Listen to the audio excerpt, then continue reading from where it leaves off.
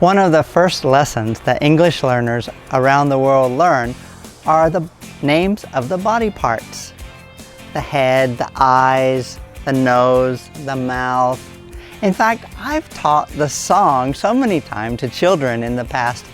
Head, shoulders, knees and toes, knees and toes, knees and toes. Well, even though I might not be such a great singer, we have learned all the body parts.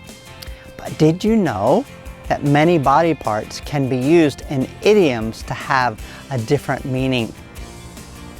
Hey everybody, what's up? It's Jerry with Learn English with Mr. Jerry, and today's lesson we're going to learn some idioms using names of body parts. So let's go ahead and jump in.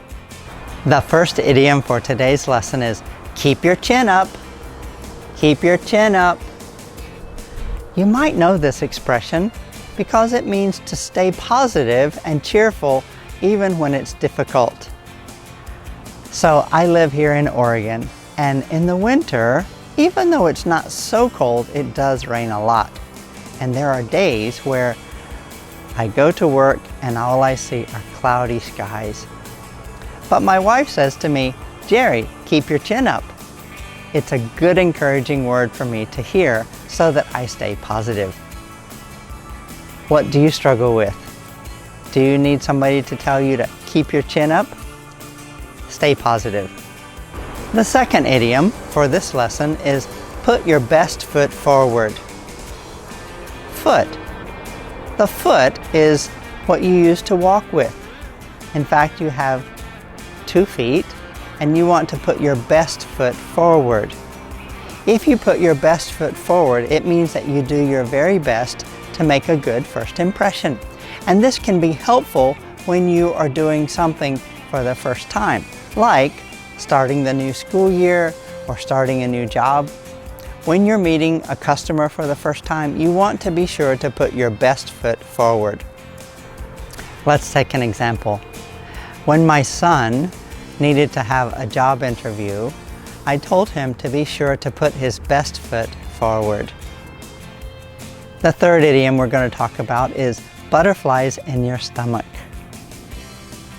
After you eat, the food goes into your stomach. But I don't know about you, I have never eaten a butterfly.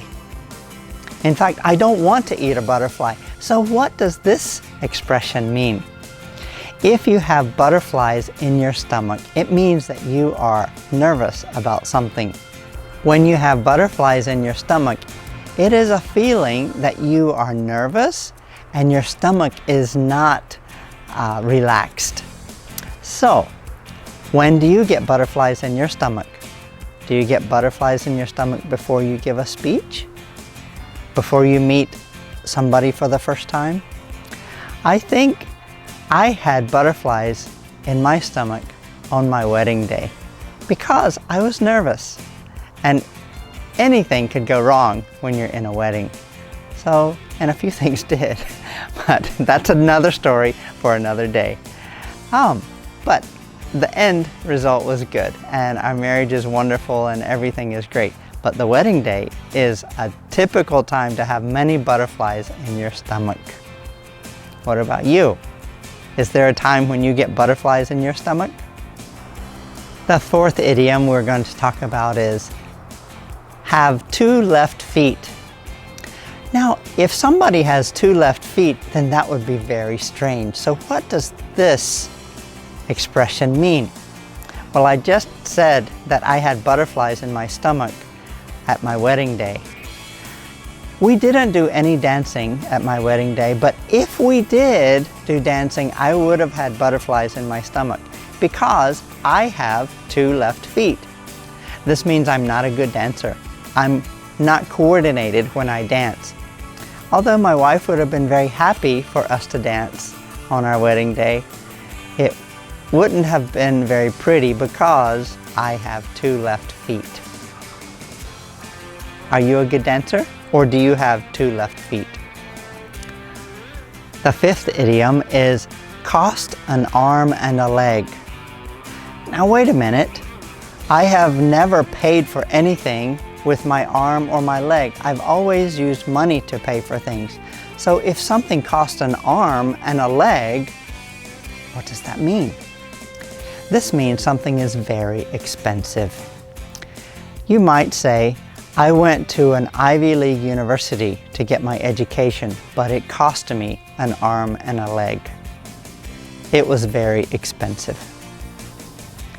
Have you ever bought anything that cost you an arm and a leg? Tell me about it in the comments below. I'd love to know what it is.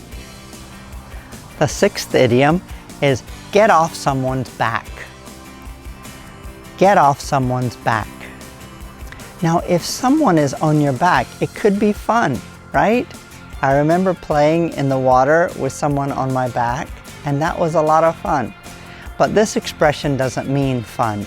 This means that if somebody's on your back, then they are bothering you or nagging you or asking something from you that is too much. They ask too many times. When you go to work, do you ever feel like your boss needs to get off your back? Of course, you don't want to tell your boss to get off your back, but it might feel that way sometimes. If your boss is nagging you and pushing you and constantly telling you to do something, maybe you feel like your boss is on your back. Now, if you are with a friend and your friend keeps saying, you shouldn't eat that, you're going to get fat. Oh, you had dessert yesterday, don't do that. If you have more of this meat, you're going to gain weight. Then you might say to them, get off my back. I want to enjoy my dinner tonight. This means stop nagging me about this issue. And the last idiom for today's lesson is tongue-tied. Tongue-tied. This is the tongue, but I would never tie it. So what does this expression mean? If a person is tongue-tied, it means that they cannot think what to say, or they can't get the words out of their mouth and from their mind. So let's take an example. I feel tongue-tied when I'm meeting someone for the first time that is an important person. I don't always know what to say or how to greet them in a comfortable and natural way. I get tongue-tied. Do you have an experience when you were tongue-tied? So there you have it. 7 idioms that you can use that refer to parts of the body but have very different meanings. Let's review them just one more time. 7 idioms from body parts. Keep your chin up. Put your best foot forward. Butterflies in your stomach. Have 2 left feet. Cost an arm and a leg. Get off someone's back. Be tongue-tied. Was that helpful for you? I hope that you'll try all of these idioms over the next few days, but at least make a decision to try 1 or 2 today. Take an action today, at least one action to practice these idioms. It will help you to remember it. Thanks very much for watching. If this video was helpful for you, would you subscribe to this channel? Also, share it with your friends. If your friend is also learning English and wants to know more, I'm sure that it would be great to talk together in English and to do things in English. So share with your friends and you'll improve even faster. Oh, wait just a minute. I have a couple more videos that I want to recommend. Have you watched this video or this video? These 2 videos will also help you improve your English language skills. Thanks so much for watching. See you next time.